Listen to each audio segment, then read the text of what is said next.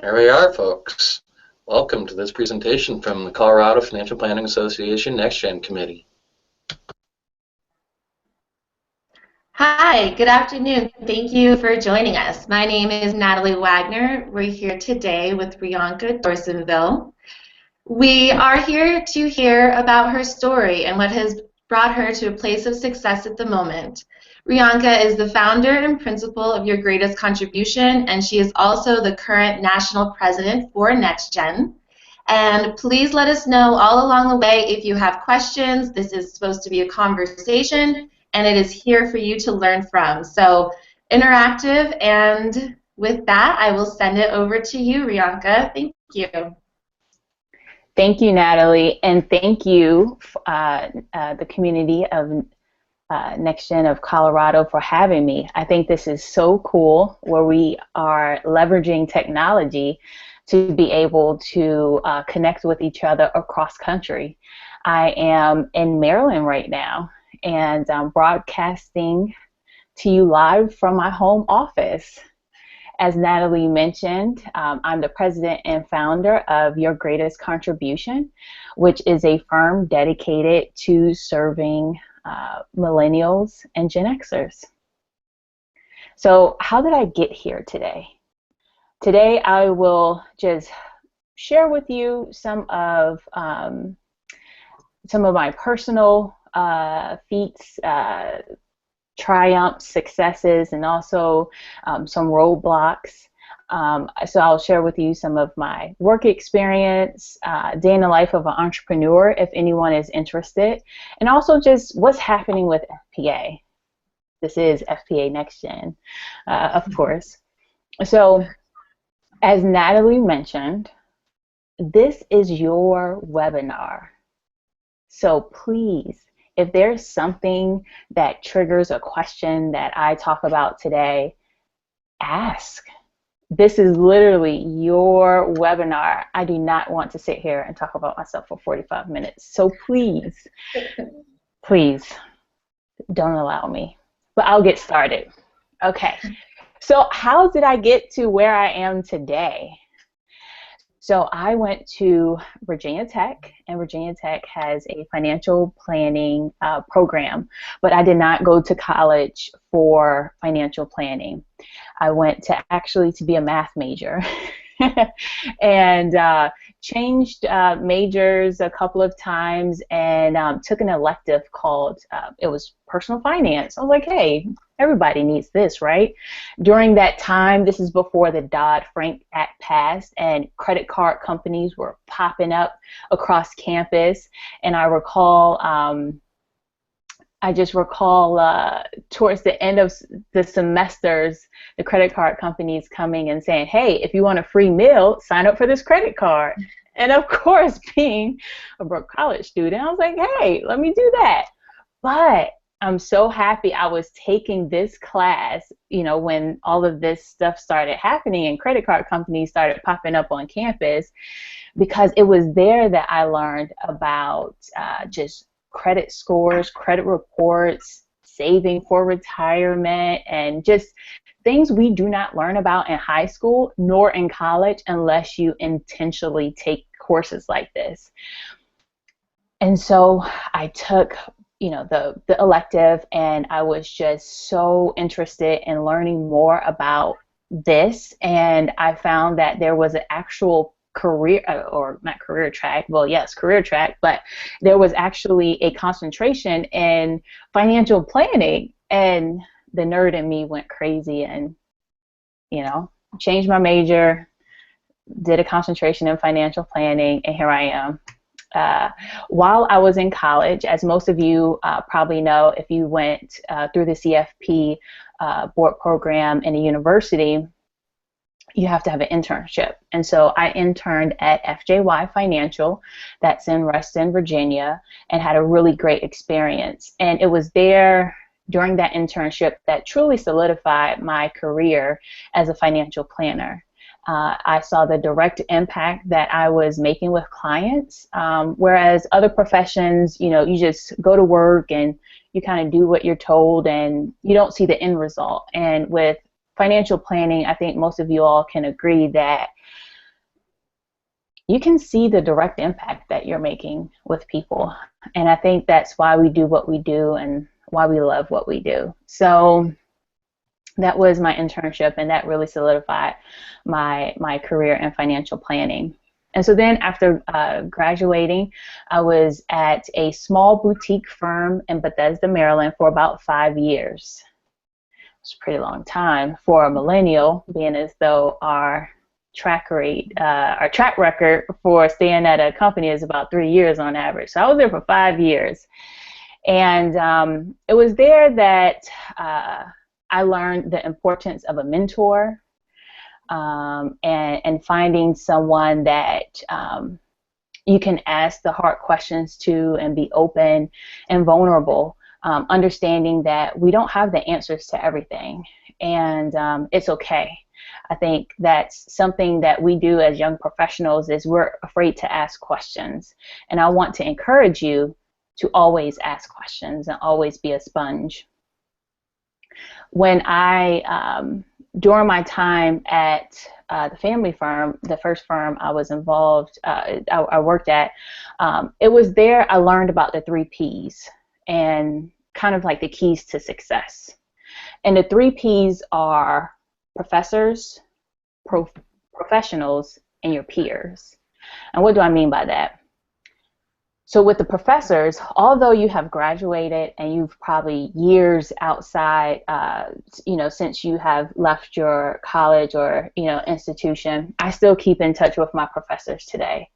And the professors, these are the professors who wrote a recommendation letter for me when I applied for the FPA Diversity Scholarship, or when I applied for, different scholarships where there was a need for a recommendation.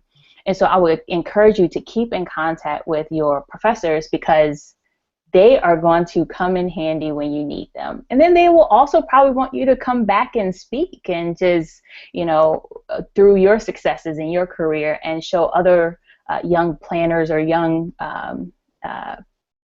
potential planners that, hey, they can be successful too. It's always great to see other young planners doing well in the profession. So that's the professionals. And this is where your mentors come into play. There's a book that I really love called Lean In, where Sandra, Sandra Schilberg? I cannot remember her last name. Do you remember it, Natalie? I can look it up really quick. I don't remember it. The Facebook video, is that right? Yes. So whatever her last name is, but Lean In, and she mentions and talks about like mentors and kind of like let it happen organically, and that is something that I'll recommend to you too.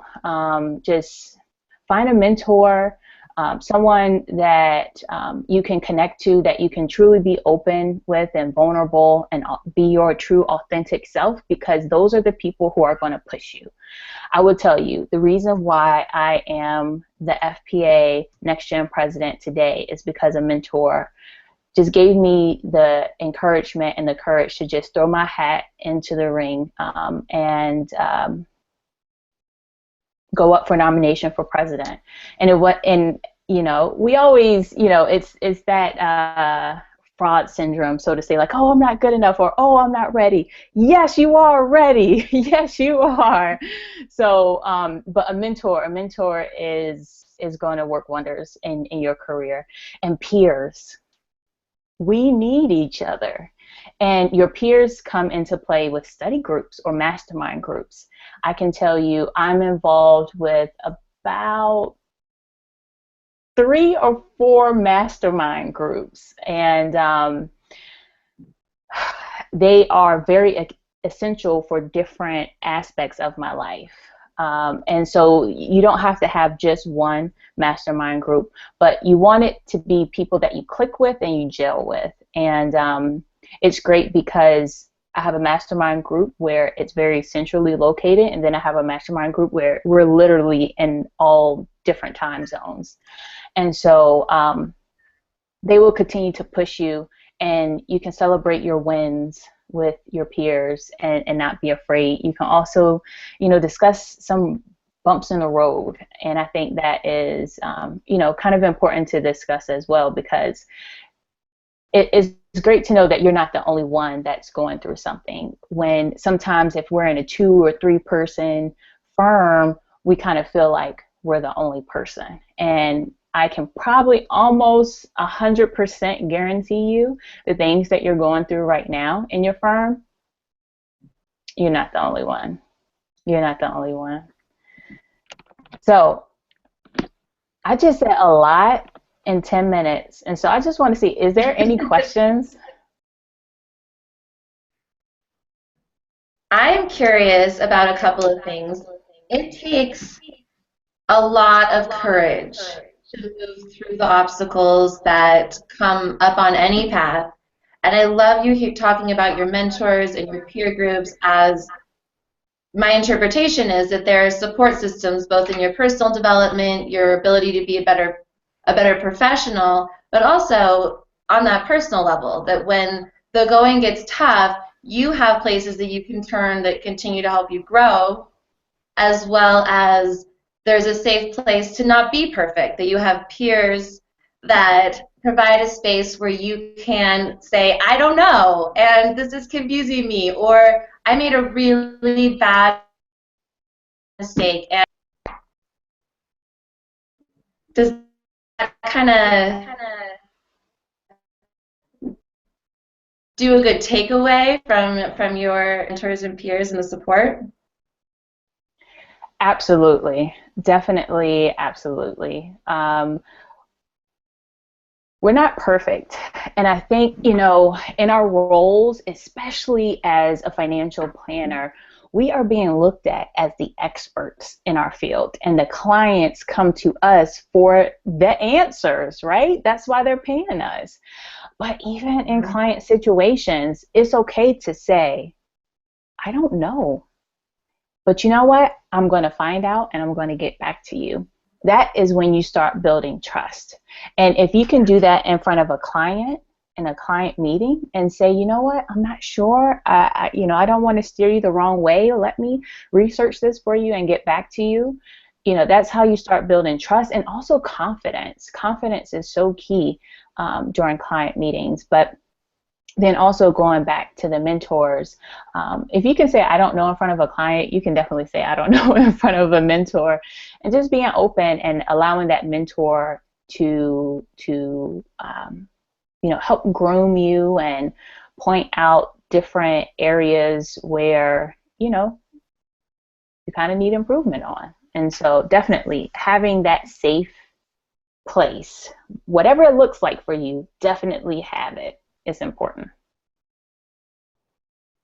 Can I ask how you made your decision to actually go out on your own rather than staying working for firms? What inspired you to step away?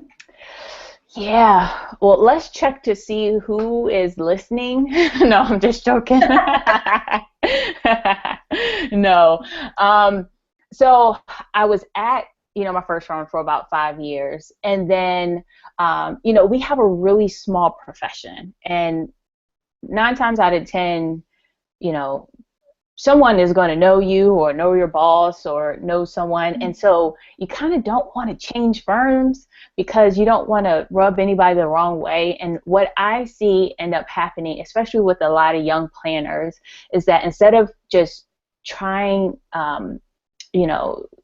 just trying your expertise and your services at a different firm, I notice a lot of planners just leave the profession in total because they don't want to have to rub anybody the wrong way. And it's kind of like, well, I don't want to tell them I don't like it here, so I'll just leave. And then I'll just say, this isn't for me, And I would say, don't do that, So I had to have a tough conversation, not once, but twice with my managers. So the first time at my first firm, again, I was there for 5 years, and it's kind of where I grew up, so to say. And I was the guinea pig I started off as a paraplanner, and there are some firms that call paraplanners associate planners, vice versa. I literally helped create the career path because it was myself and another colleague who was the first of someone like us at the firm. And so, as a side note, if you're in that situation where you are the first, or you're first paraplanner or associate planner, take this as a opportunity to create your own career path in that firm. Create your own job descriptions, and always take it to the next level. Take ownership of, you know what, I'm the paraplanner. I'm going to be the best paraplanner here, you know. So definitely take ownership of it. So while I was at my first firm, I got a promotion. Everything was going good, but you know, it wasn't the firm, and I didn't know how to say it's not you, it's me, but that's pretty much kind of how I explained it to them. It is, you know, you're with someone for 5 years, and it's kind of like you don't want to break up with them, but you just know internally that you're not growing anymore, and it's not that you're not. It's not that the firm isn't doing a great job for its clients, or there's not opportunities there. It's just more so that I evolved in a direction that no longer was in line with the firm. And I saw that in myself, and instead of just staying on track there and just going into work, going home, going into work, going home, that's not me, and I'm not that person. And I would probably go crazy there. So I had a conversation with them. I had a conversation, and I had to break up, and it was hard. And sometimes your bosses take it personally, and I'm actually going to write an article about that, on how, you know, sometimes it's not you, i.e. firm, sometimes it's the planner, and encourage them to take that leap of faith and just maybe go to a different firm. Or there's a lot of young planners who are starting their own. So that's kind of how that happened the first time, and then kind of also the second time.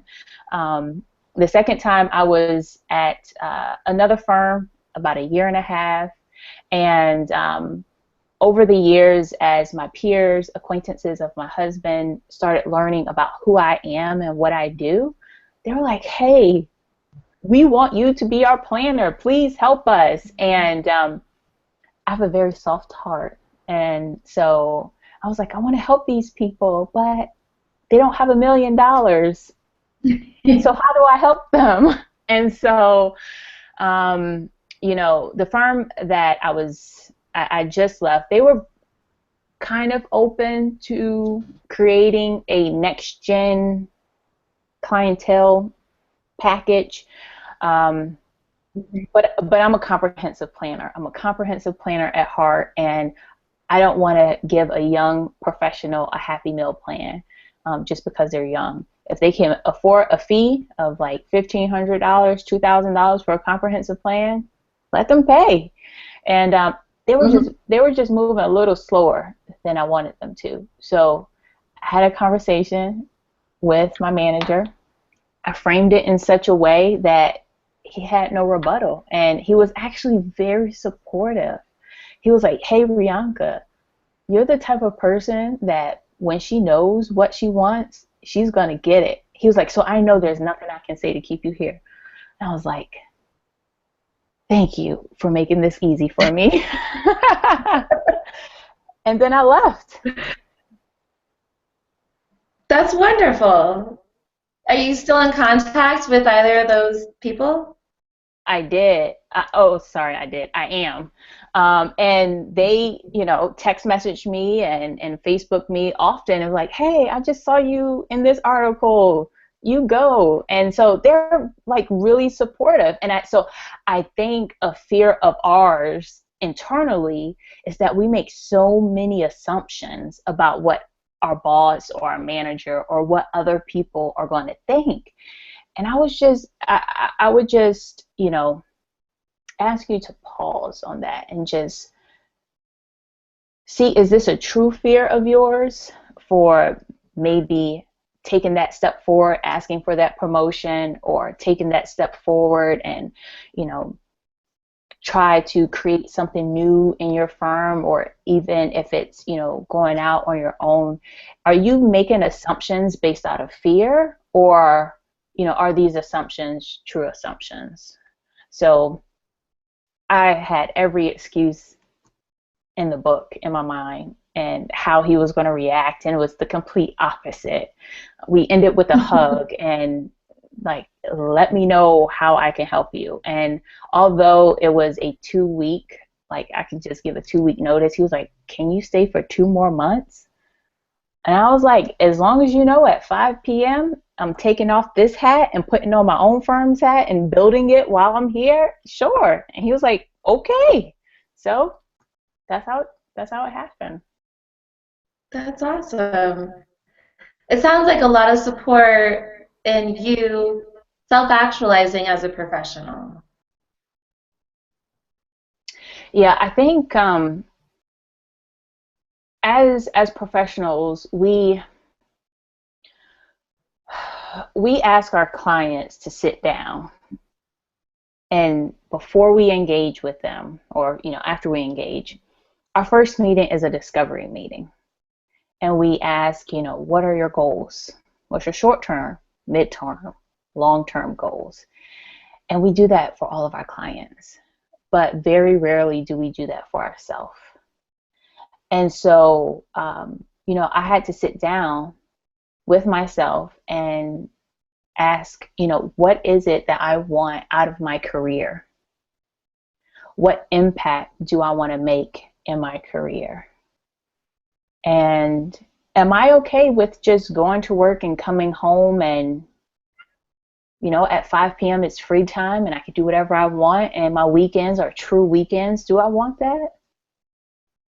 Mm-hmm. I've never been that person.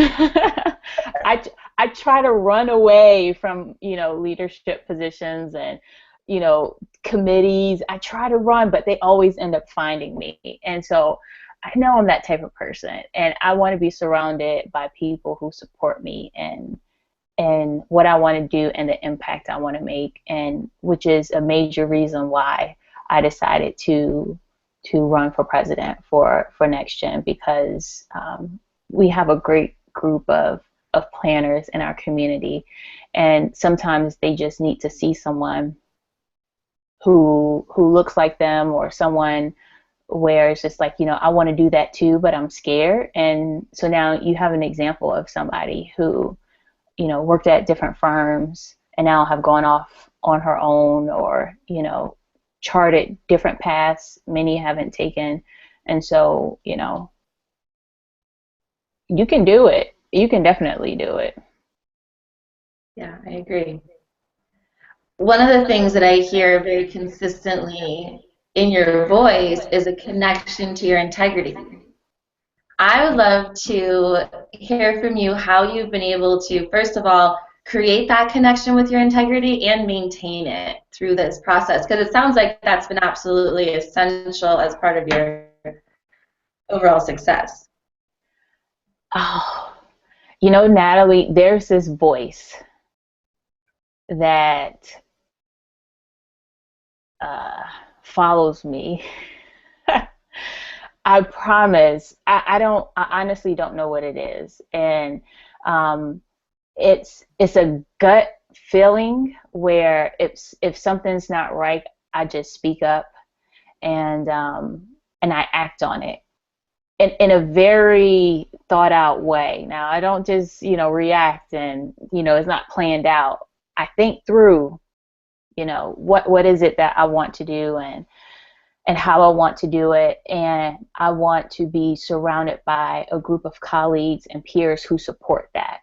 And if I'm not, then I know that's not the environment for me. And I know that time is our most precious asset, and it's something that we can never get back. And so just like we talk about with our clients in estate planning, you know, you never know when that, imaginary bus is going to come. And so, you have to live your life as if, you just don't know when it's your last. And so don't wait to do something that you really want to do. Just do it. I always tell my clients that we want to prepare for the worst, for the God forbid, but on the more likely chance that we are going to continue to survive down the road, we want to build that ideal future at the same time. We want to have eggs in both baskets. Right. Absolutely. Absolutely. And I will also say, go ahead. No, I want you to ask me questions. I wanted to ask about your role in NextGen and the motivation behind your volunteering, the purpose of it, what both on an impact level as well as how do you learn and grow, or what is your purpose with it. And I'd love for other people to hear how getting more involved can benefit them and empower their overall impact. In your words, of course, please, Rianka. Absolutely. So I started volunteering at a local level, and I'm involved with the National Capital Area, the NCA chapter, and we have a very strong NextGen community. And I just saw opportunities where I felt that I can help, and then I also wanted to learn.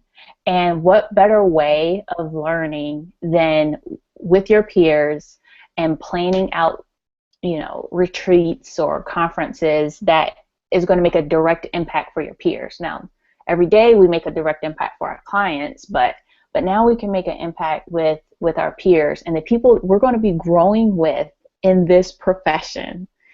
Just think about that. We're going to be growing up together in this profession. And so, and then also I was tapped, and there was other people who saw something in me I didn't see in myself, and they said, "Hey, Rianka, I know you're a very strong X, and so would you mind volunteering doing this?" And I think that's when I caught the volunteer bug, and and started volunteering, and it helped in so many different ways. And so my first volunteer effort out of college was it was the first regional one-day retreat where we put together, it's kind of like gathering, but one day. And it's on a weekend, and we started in circle. If you've ever been to gathering, we started in circle, and then we end with something fun, like a social. And it was the first time that we wanted to do it. And so the NextGen director at that time asked me, could I help spearhead that effort? And I was like, sure. No idea what I was doing, but I said, okay. But here's the thing. If you wait until you think you're 100% at something, you're never going to volunteer, right? And so, although, saying yes to this, one-day retreat, I was able to learn so much, because there's always going to be people around you that's going to support you and help you. And there's always, you can phone a friend. You can always phone a friend. And so, there I learned about time management and juggling personal work and then NextGen. And it's juggling and being, responsible for something other than yourself, and people are depending on you. It's different when it's work, right? Because you see these people every day. And now you're reaching out to different professionals in the community, and they are relying on you. And so it was a different, I don't know, it just turned my professionalism up just a notch. And I can honestly say that's how it helped. And then I got to have a chance to connect with the other local next geners in other firms and just learn about, hey, what are you doing when you have this situation happen with a client? And so it went from a volunteer thing, a relationship, to, hey, what do you do in this client situation?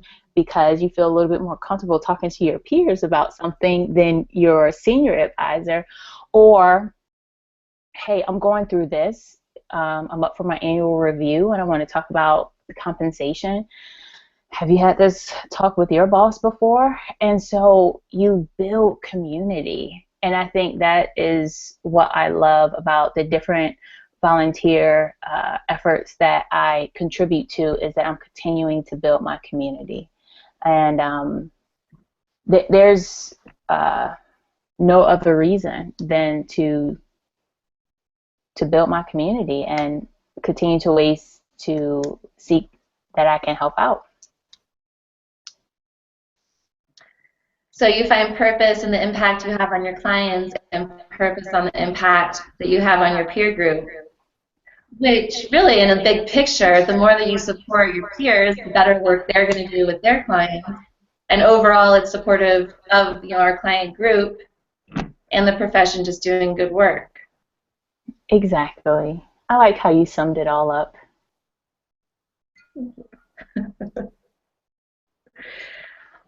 What else do you think?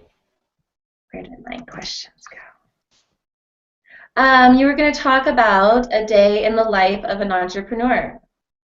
Okay. So yeah, I'll talk about that. And I saw some questions come in, so I'm going to read them really quickly.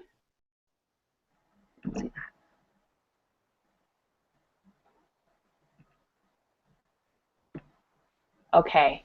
All right. So thank you, Jason, for your question. And then I'll answer Jason's question, and then I'll answer Alyssa's question. How about that?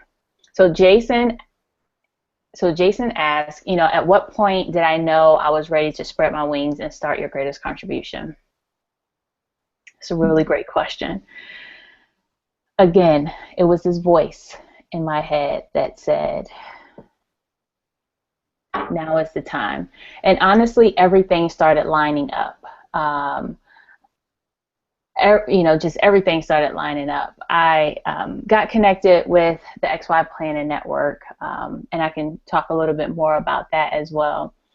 The XY Planning Network is a network of just professionals who go off and launch their own firm, and they have a very supportive network and forum where you are going through this process not only by yourself, but also with other people that is in your shoes, in your particular time frame for launching a firm. And so when I knew I was ready was when there were just so many people all the time asking me to be my client. And unfortunately, I had to tell them no, because here's the firm's minimum. And I would of course have a conversation with them and didn't make the assumption that they didn't have $500,000 or $1 million, but I would still have that conversation with them. And it got to a point where it started to hurt turning these clients away, or potential clients away, where I was just like, these people need my help. And you know what? If you're not going to allow me to help them, I'm going to help them myself. And so that's what I did. And so, Jason, it got to a point where there were quite a few people who were coming up to me and asking, can I be your client? I see your name in this and that, and I want to work with you. And so I would say, if this is something that you want to do,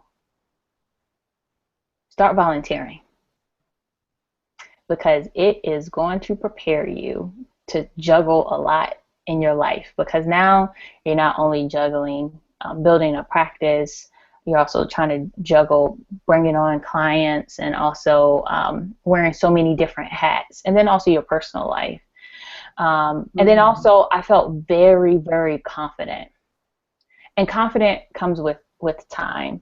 And so I have about 7 years of experience in the profession, and I've worked with baby boomers for a majority of my career, and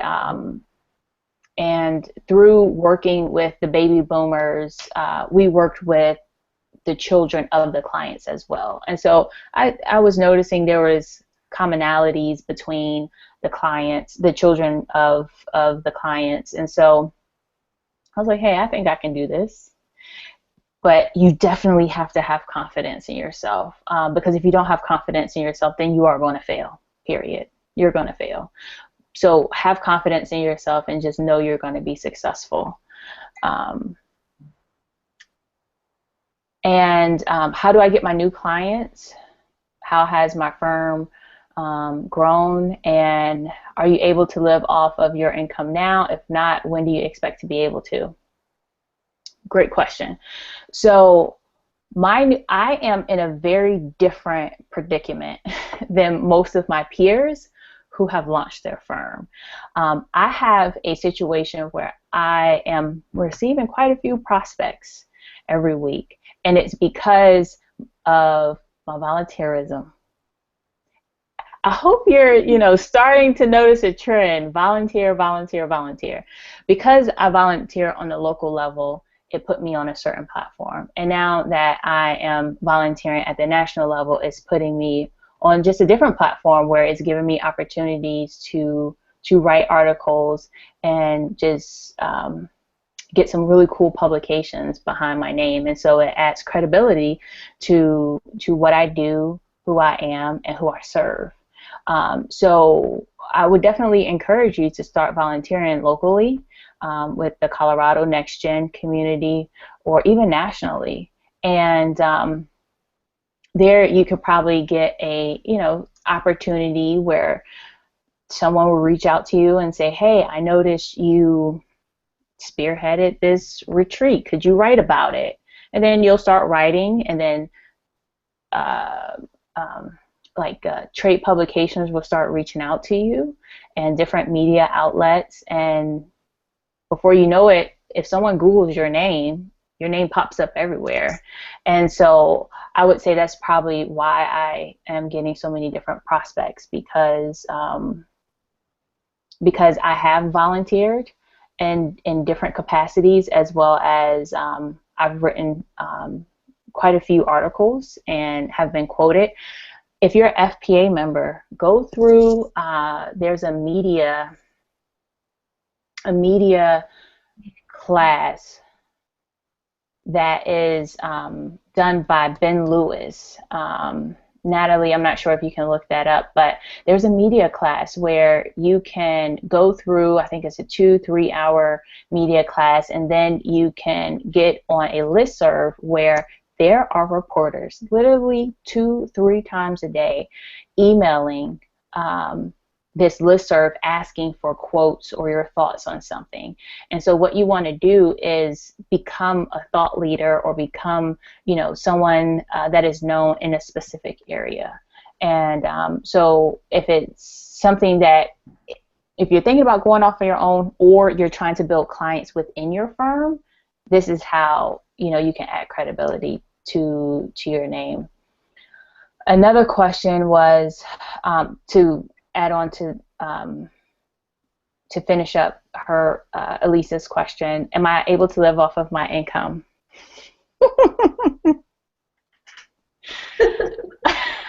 As a planner, we know we need to plan. And so when I originally thought about this, well, I did not think I was going to be launching a firm and being president of NextGen at the same time, because only crazy people will do that. So it was not in my frame of mind to launch my own firm. But as people kept coming up to me and needing my help, I knew at that point in time that this is something I would eventually do. And so I had a conversation with my husband. It was definitely a family decision. And I was like, hey, this is something I want to do. you know, we have savings, we have an emergency fund, and we'll probably need to increase that cushion as I am building my practice. And of course, being the supportive husband that he is, he said, do it. But no, I take that back. He said, are you sure? Are you sure? You're leaving a really good income. Are you sure? And I was. And that's where you got to have confidence and just know why you're doing what you do, because you're going to have days on like, why the heck am I doing this? So so yes, so there's a cushion. And then also, you know, I live in a 2-income household, so thankful for my husband for being able to support my dream. Thank you. Thank you. That was very helpful. I do want to share, actually, let me look up the date. We have a media training for the local community in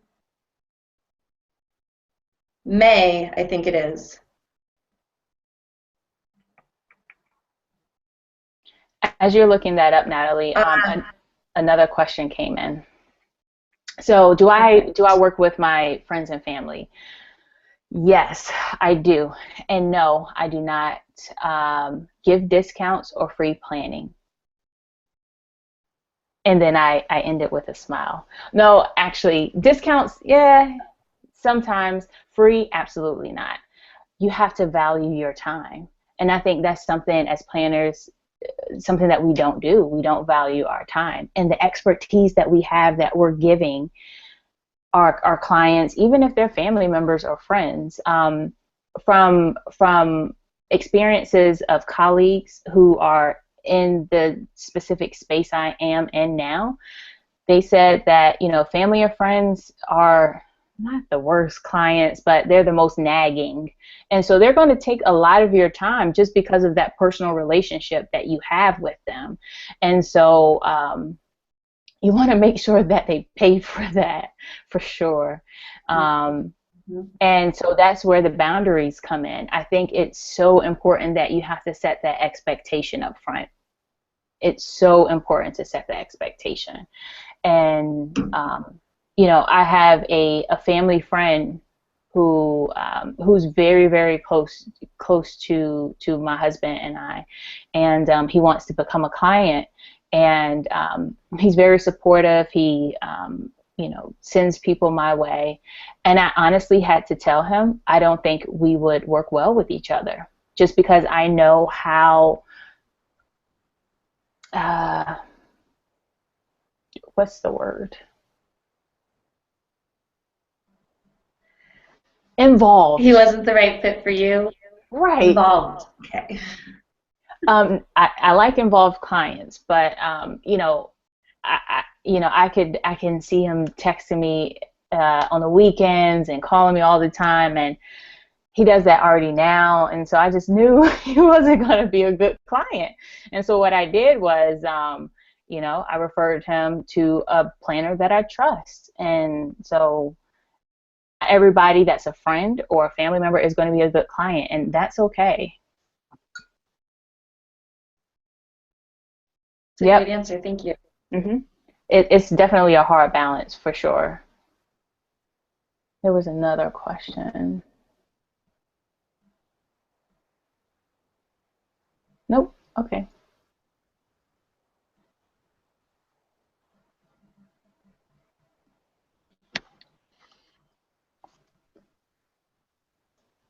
All right. Let's see. So if I can just share with, since I've talked a lot about volunteers and, you know, some of the things that you can do to get more involved. One is gathering. So gathering is a conference like no other. And if you haven't been before, it's really hard to explain. Actually, Natalie, how would you describe gathering? And why should, you know, next geners attend, or even if you're non-next gen, is open?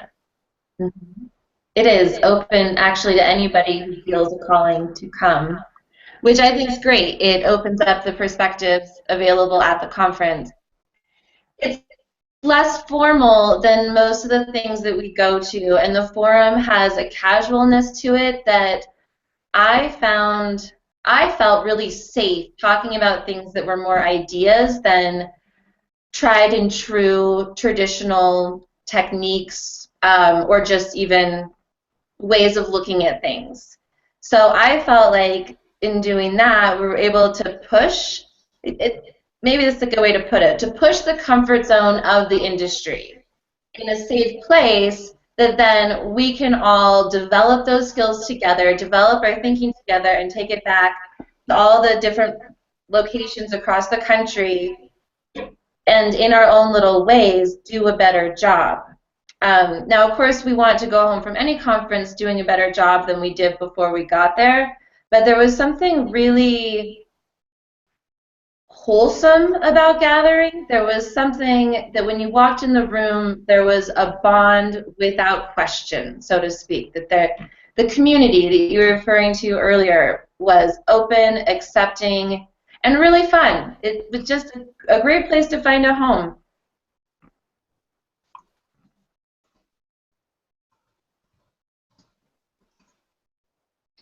Definitely agree. Definitely agree. I would say, honestly, not only because I'm planning the conference this year, but this is really one of the best conferences in our profession. And Michael Kitts is, if you're familiar with him, he has rated this one of the top 10 conferences in our industry. I know it's a pretty hard feat to get on that list. And Michael, he tried to make it a point to come every year because he sees the value in it. And every year I leave, I feel so motivated that I feel like I can literally take on the world. And it's the movers and shakers of the profession who attends this conference. And I know that the next geners and the community of Colorado are the movers and shakers. And so we need you there. We need your voice there. And new ideas. It's a different conference every year. So if you have time, it's June 10th through 12th in Dallas, Texas.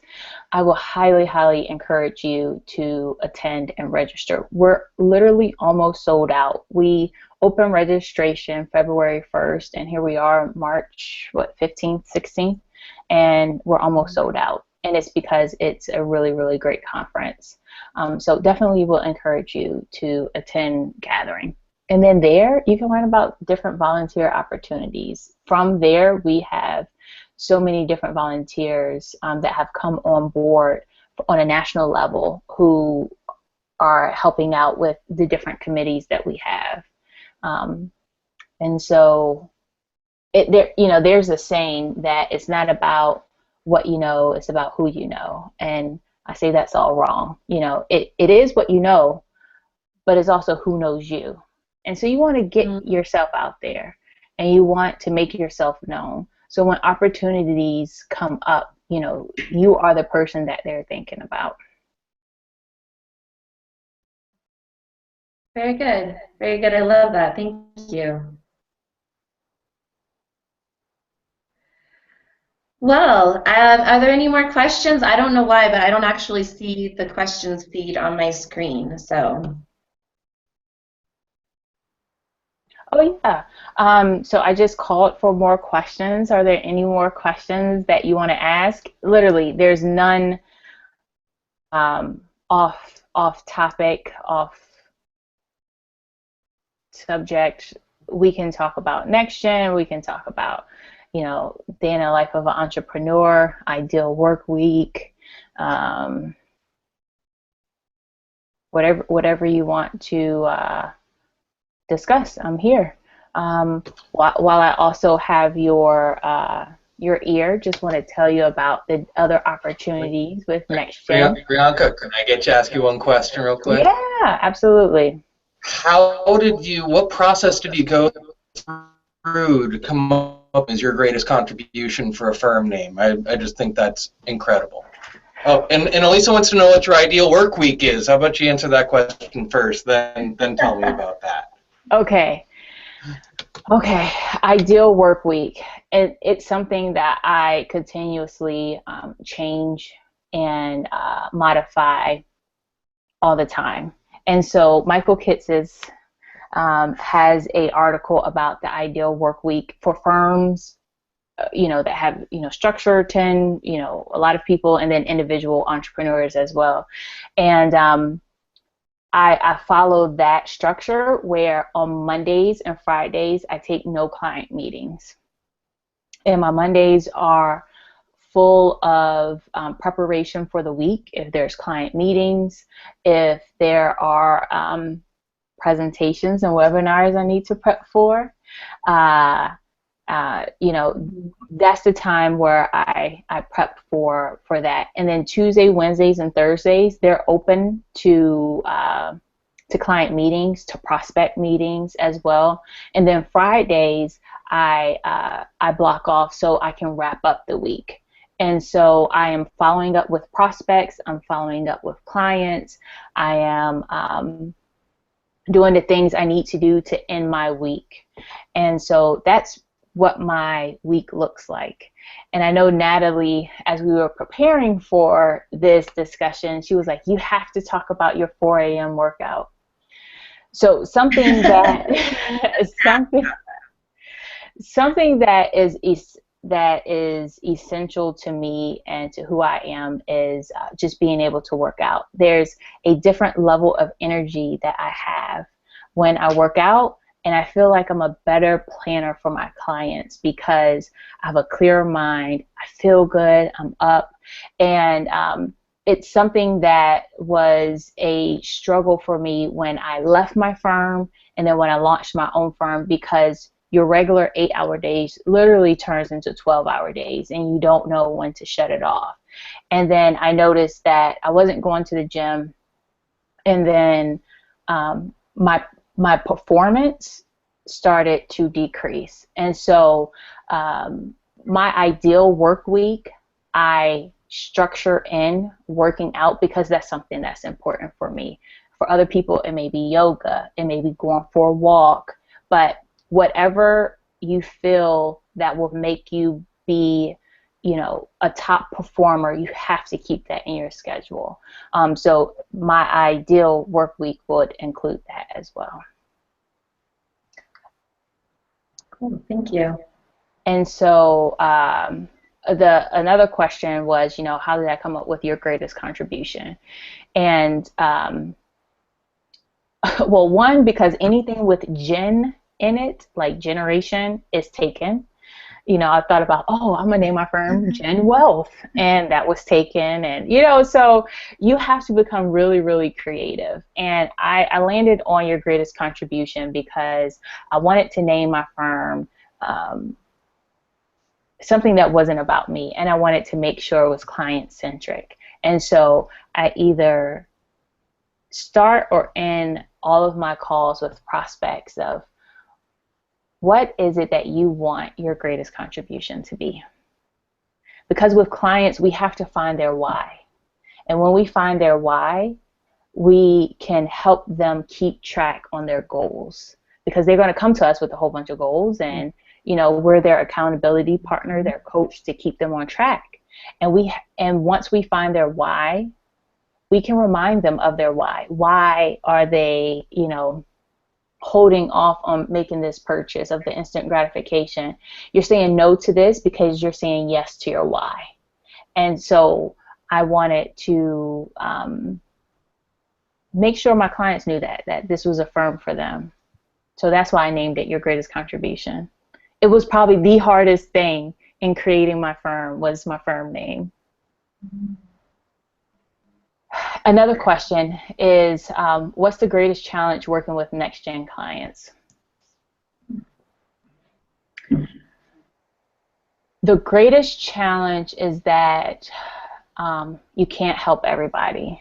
And I learned that really, really early on. and I say early on, like I've been at this for like a few years. It's only been since, November. But early on, I learned that not everybody is your client.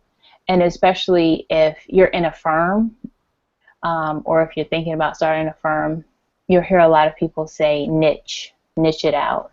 And, next gen or millennials, there's about like 75 million next geners or millennials. And so you have to know who you want to work with. So I would say that's a challenge, is trying to figure out what segment of the millennials that I want to work with. And then also, this is the first time where they're actually working with a professional other than maybe their tax planner. And there's a lot of DIYers. So probably the most they paid for professional advice is $50 for TurboTax.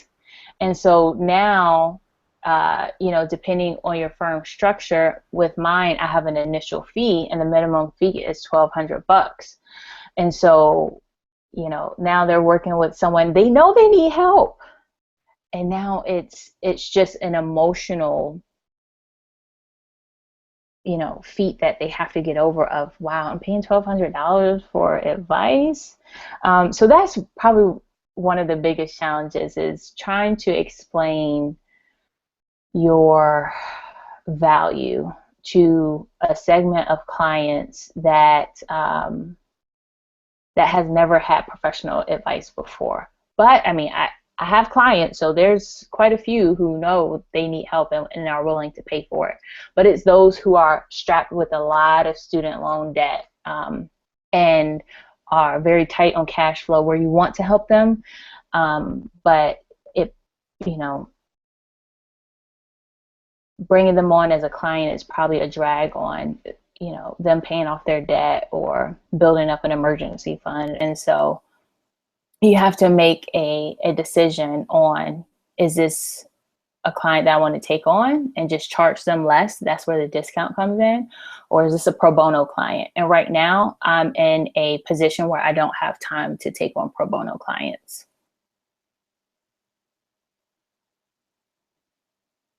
Any other questions? These are really, really great questions. I want to say thank you for those who have opened up and asked me questions, because I didn't want to sit here and talk about myself the entire time. So I want to say thank you. So, Rianka, I'm coming in here at the end of things. I don't know where Natalie just went in the broadcast, but I think she had enough technical issues that she dropped off. So, hi, everybody. Here I am. I've been in the background and over in that chat box this whole time. We're coming right up on the top of the hour right now, so I think it's time to call it. And, Rianka, this has been splendid. I've learned a lot. This has been great. Thank you so much. So here's Natalie's coming back in, so let's let her say goodbye here in just a second as well. But this has been splendid. Everybody who joined the call, thank you so much. I think we're going to probably send a replay out over the next gen list or something like that. But yeah, thank you, everybody. And Natalie, do you have a couple last words for the group, and Rianka as well? Sure. Sorry about that. I had a technical difficulty, but I'm back. Rianka, thank you very much. This was a pleasure. I learned a lot. I hope everybody else learned a lot as well. Thank you, everybody, for participating. I found this to be a real success. We'll talk soon. Over to you, Rianka. Thank you. I just want to say thank you again for inviting me into your homes or your offices, depending on where you are watching this. I have thoroughly enjoyed preparing for this webinar and just sharing my experience with you, and it's my hope that you are able to take away something today. And I'll leave you with one life motto that I have. Well, I have quite a few, but one that I want to share with you. And it is better to be prepared and not have an opportunity than to have an opportunity and not be prepared. Always be prepared, because you never know when that door is going to open for you. It's beautiful. Thank you. Okay, well, it is the top of the hour, and we'll sign off now. Thank you, everybody, and have a wonderful evening. Rianka, we'll talk soon. Cheers. Thank you. Bye-bye. Bye-bye.